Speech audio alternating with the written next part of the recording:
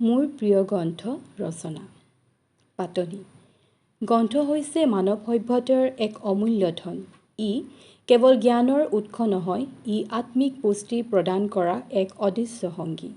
গ্ৰন্থ অধ্যয়নৰ জৰিয়তে আমি জীৱনক নতুন দৃষ্টিভংগীৰে চাবলৈ সক্ষম হওঁ।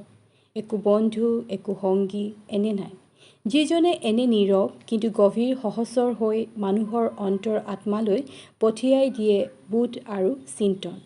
জীৱনৰ দুখ দুৰ্দশাৰ মাজতো গ্ৰন্থৰ আশ্ৰয় ল'লে মনে এক গম্ভীৰ শান্তি অনুভৱ কৰে।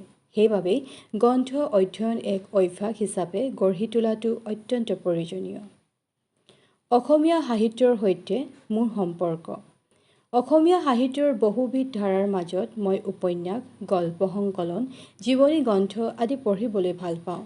তেনে বহু গ্ৰন্থৰ মাজত যি এখন উপন্যাসে মোৰ কোমল হৃদয়ত গভীৰ ছাঁ পেলাইছে, সেয়া হৈছে প্ৰসিদ্ধ লেখক ৰজনীকান্ত বৰদলৈৰ ৰচিত মিৰি জীয়ৰী। এই উপন্যাসখন পঢ়ি মই এক বিস্ময়কৰ অনুভৱ পাইছোঁ, একমাত্ৰ পৃষ্ঠাৰে পৃষ্ঠাৰে হৃদয়ৰ গভীৰতা চুই যোৱা যেন। সেয়েহে মোৰ প্ৰিয় গ্ৰন্থ হিচাপে মই মিৰি জীয়ৰীৰ বিষয়ে বিস্তাৰেৰে লিখিবলৈ বিচাৰিছোঁ। লেখক ৰজনীকান্ত বৰদলৈ। ৰজনীকান্ত বৰদলৈ অসমীয়া সাহিত্যৰ এক উজ্জ্বল নক্ষত্ৰ। তেওঁক উপন্যাস সম্ৰাট নামেৰে জনা যায়। তেওঁৰ কলমেৰে প্ৰকাশ পোৱা মনোমতী, ৰহদৈ, লিগিৰী, দণ্ডুৱাত ৰৌ, নিৰ্মল ভকত, ৰংগিলী আদি উপন্যাসসমূহৰ মাজত মিৰি জীয়ৰী বিশেষভাৱে উল্লেখিত। চৰকাৰী কৰ্মচাৰী হিচাপে কাম কৰাৰ সময়ত মিৰি সমাজক চমুকৈ চাবলৈ পোৱা অভিজ্ঞতাৰ ফল হিচাপে তেখেতে এই উপন্যাসখন ৰচনা কৰিছিল। মিৰি জীয়ৰী এটি কৰুণ প্ৰেম আৰু সমাজ বাস্তৱৰ আখ্যান।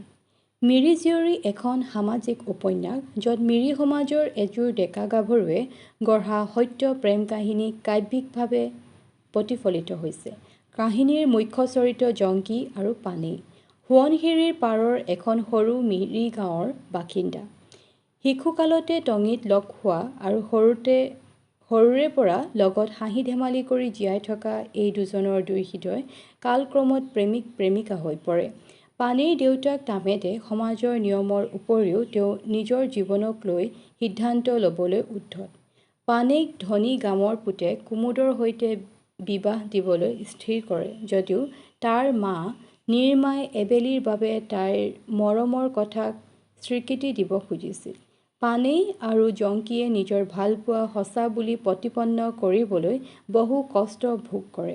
টকা পইচাৰ সন্ধানত জংকীয়ে ঘূণাসুঁতি গাঁৱলৈ গ'ল আৰু ইফালে কুমুদে পানেইৰ মন জয় কৰিবলৈ ব্যৰ্থ হ'ল।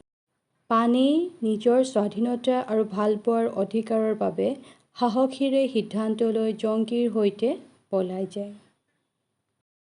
ঘটনাৰ বাটে বাটে ডালিমী নামৰ গাভৰুজনীও ওলাই আহে, যিয়ে জংকীক ভাল পালেও নিজৰ ভালপোৱাক বিসৰ্জন দি পানেই জংকীৰ মিলনৰ বাবে সহায় কৰে। অৱশেষত সমাজৰ কঠোৰ নিয়মত বন্দী হোৱা এই প্ৰেমিক যুগলক পলায়নৰ পৰিণতিত বাৰেগামে মৃত্যুদণ্ড দিয়ে। সিহঁতৰ নিষ্প্ৰাণ দেহ সোৱণশিৰিৰ ঘাটত উটুৱাই অহাৰ দৃশ্য পাঠকৰ হৃদয়ত গভীৰ বেদনা সৃষ্টি কৰে। এই কৰুণ পৰিসমাপ্তিৰ জৰিয়তে লেখকে মাত্ৰ এজন ডেকা গাভৰুৱে কি ভোগ কৰিব লগা হয় সেইটোহে দেখুৱাই দিয়ে। তেওঁ সমগ্ৰ সমাজখনৰ অমানৱীয়তা ছবি সন্মুখত আনে। চৰিত্ৰ বিশ্লেষণ। জংকী আৰু পানেই মিৰি সমাজৰ সাধাৰণ কিন্তু হৃদয়ৱান যুৱক যুৱতী। পানেইৰ দেউতাক তামেদে সমাজৰ ভয়ত, যিয়ে নিজৰ সুখৰ বাবে সমাজৰ বিধি বিধানক প্ৰাধান্য দিয়ে। মাক নিৰ্মা সহানুভূতিপূৰ্ণ হ'লেও পুৰুষতান্ত্ৰিক সমাজৰ আগত নীৰৱ। কুমুদ ধন আৰু ক্ষমতাৰ আধাৰত পানেইক জয় কৰিব বিচাৰে, কিন্তু তেওঁ হৃদয় হেৰুৱায়। ডালিমী ত্যাগ আৰু সহৃদয়তাৰ এক মহীয়ান প্ৰতিচ্ছবি।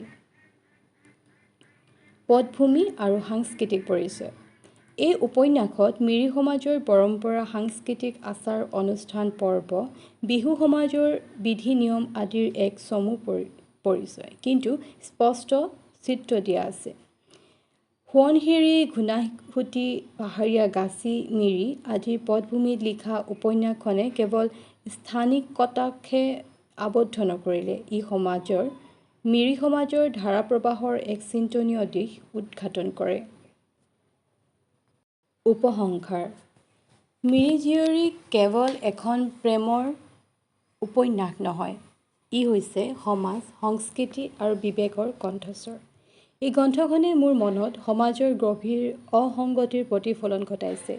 জংকী পানীৰ দুখে মোৰ হৃদয়ক জীয়াই তুলিছে। সেইবাবে মিৰি জীয়ৰী মোৰ জীৱনৰ প্ৰিয় গ্ৰন্থ। এই উপন্যাসৰ জৰিয়তে মই কেৱল এটি কাহিনী পঢ়া নহয়, মই এটি জীৱন, এটি সমাজ আৰু এটি মানৱতাৰ গভীৰতা অনুভৱ কৰিছোঁ। সঁচাকৈ এনে গ্ৰন্থবোৰেই হ'ল সত্য, সুন্দৰ, সুসংগঠিত সাহিত্যৰ সত্যাৰ্থ ৰূপ।